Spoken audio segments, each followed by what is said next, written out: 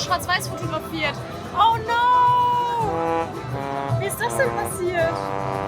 I don't know how this happened, but I was shooting black and white this entire time. I must have messed up the roads because they look so similar. And I didn't realize, and we're in the most colorful place ever. Oh. Yes, I have messed up my film, but more on that later. Because first and foremost, I would like to focus on what you just saw here. My emotional reaction. Something we don't get to observe as often here in Japan. Japan is kind of known for being reserved and restrained when it comes to people's social behavior and emotional expression in public. Emotions like happiness, sadness, anxiety, or surprise are often masked by a wall of neutrality and put-togetherness. And therefore street photographers face an extra challenge because it can be hard to capture authentic emotional expressions on the streets. However, not so in this place where I'm taking photos today, which feels more like a free pass to the Japanese abundance of feelings. So today, let's talk about why you should come here if you want to photograph emotions in Japan.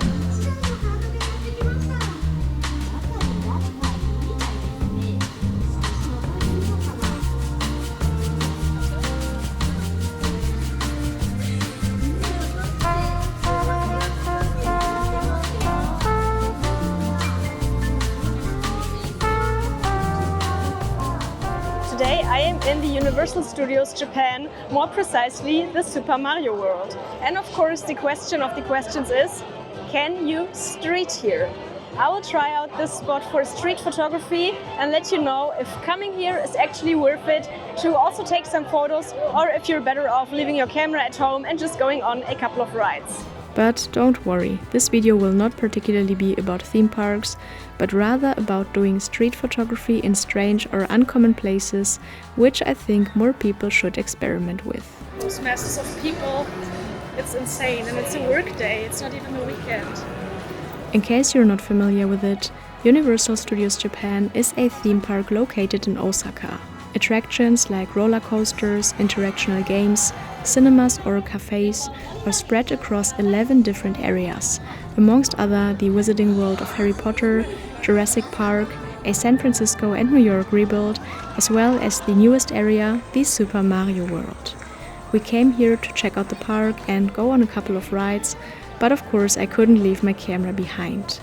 I only brought one camera, my Leica M6, with a 35mm Summicron and the 15mm Folklander to pack as light and minimal as possible.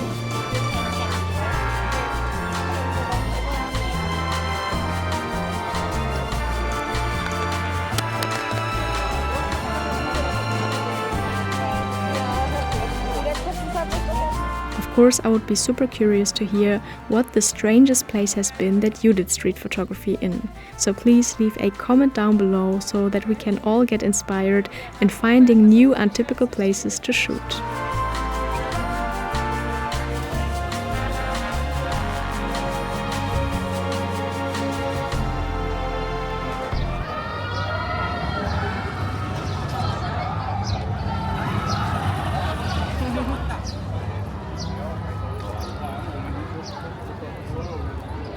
To be completely honest, we mostly came here for the stage design. The waiting times for the rides were insanely long and we were not too keen to stand in line the entire time, which is why we only did a handful of rides and walked around the park the rest of the time, giving me plenty of opportunities to shoot. And the different areas really made for fantastic street photography backdrops. Having a set from a movie or a video game rebuilt in real life makes images seem almost surreal or bizarre, which is why I really enjoy taking street snaps outside of your regular city streets. For some areas, as for the Super Mario World, you had to get a timely restraint ticket, so that you were only allowed to enter at a specific time, which in our case was at noon with the most unflattering harsh light one could think of. Nonetheless, I tried to take as many photos as possible until I realized that I had loaded in the wrong roll of film. Oh nein, ich hatte die ganze Zeit einen anderen Film drin, ich dachte, ich habe die ganze Zeit schwarz-weiß fotografiert. Oh no! Wie ist das denn passiert? I don't know how this happened, but I was shooting black and white this entire time. I must have messed up the roads because they look so similar. And I didn't realize, and we're in the most colorful place ever. Oh! What a bummer. Okay, ich kann dann diesen Game-Over-Sound einblenden, dass ich jetzt erst gecheckt habe, ich habe schwarz-weiß fotografiert. I wanted to shoot Center Color 100 for the day, but ended up loading in some Ilford XP2, a 400 ISO black and white film, which I accidentally therefore overexposed by 2 stops, shooting it at ISO 100. To my surprise though, the latitude of this film handled the overexposure on this incredibly sunny day really well, and the photos actually turned out alright. In fact, I probably wouldn't have decided to shoot black and white in such a colorful location all on my own, but I think it actually works, because it helps to tone down the busyness and the chaos of this place. Waren wir hier denn vorhin schon mal? Ich kann mich gar nicht daran erinnern. Ja?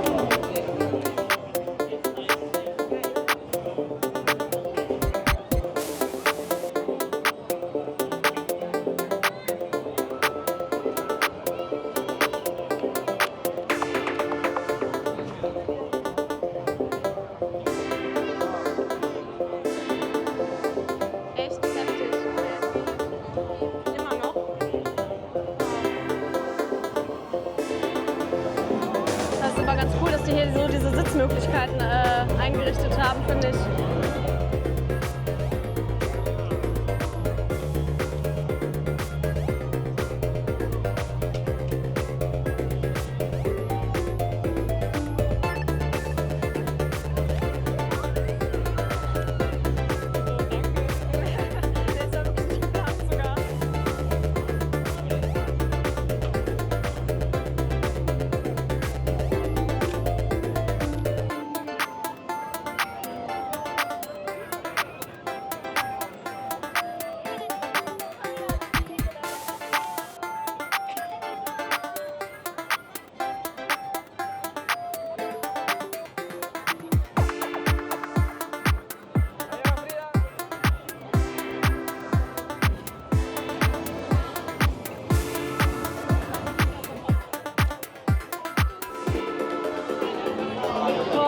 Ja bald raus, ey, das ist sowas von Reizüberfluten, das geht gar nicht. Heftig. Guck mal, alle hier. It's too crowded, it's overwhelming, I'm exhausted. This place is fun indeed, and I think you can do some street photography here. Just be aware that, of course, there are a lot of children, so if you don't want to take pictures of children for obvious reasons, and it's kind of hard to avoid it. Also, there's a lot of people with costumes, which is kind of cool and which you can definitely use. But just, yeah, be aware that there's people with weird stuff on their head everywhere. And I guess it makes sense to kind of integrate it into your street photography, so you won't be able to do normal type of street photography, but just like parade style, costume style in a way. Pretty much everybody here has a hat or a costume or some sort of accessory on them. I honestly almost felt like the exotic one for not being dressed up. It is like people transform into something or somebody else, letting loose and leaving the serious and put together self at home for the day. And referring to what I said in the beginning of the video, here in the theme park, people don't seem to censor themselves when it comes to emotional expressions, but here you could see people giggle and laugh, have fun and even share physical touch in public, which is rather uncommon to see on the regular streets of Japan.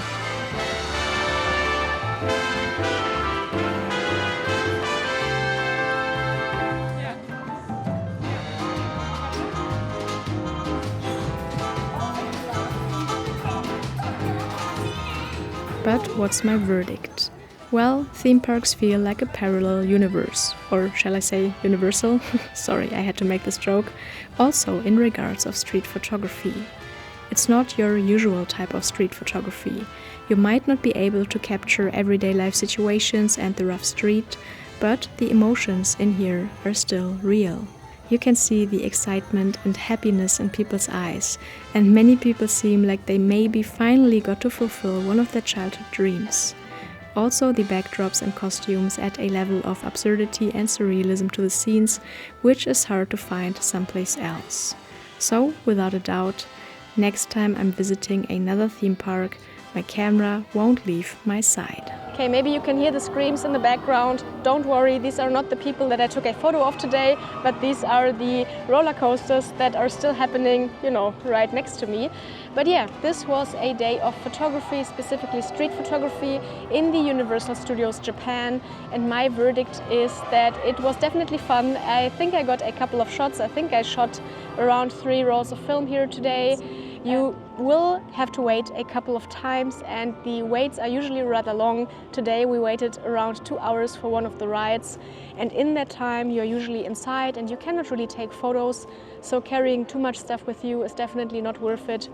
Just pack light, bring one camera and one lens so that you can store it away when you're on the rides, so that you don't have to lug everything through the park. But if you do that, I guess there's definitely chances for rather spectacular shots that you won't find anywhere else except in maybe some other theme parks. So I think theme park street photography is quite something, and I think I enjoyed it, even though I'm happy to go back on the normal streets and just take regular street photos. But that being said, thank you so much for following me around, thank you so much for watching, and yeah, see you in the next one.